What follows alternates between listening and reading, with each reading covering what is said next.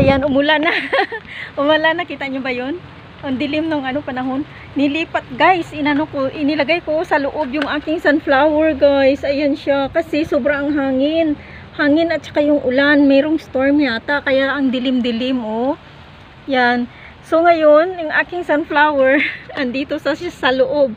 Pero yung isa guys, ayan, hindi ko man yan malipat kasi nasa lupa siya. Ayan oh, nasa lupa siya, hindi ko siya malilipat. Kasi yung sunflower ko dito yan siya nakalagay. Ayan oh. Kaya lang siya, di ba, open.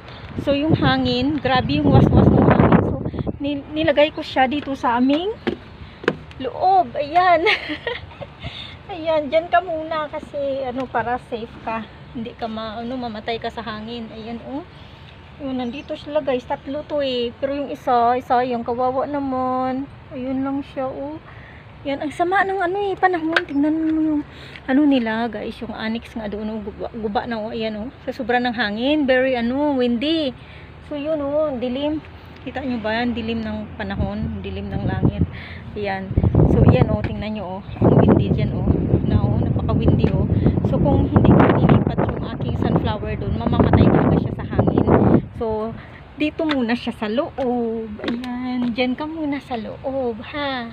Sa loob ka muna, pati ng aking sinampay guys. Ayan oh, hindi pa yan tuyo, pero kailangan tanggalin na. Ayan.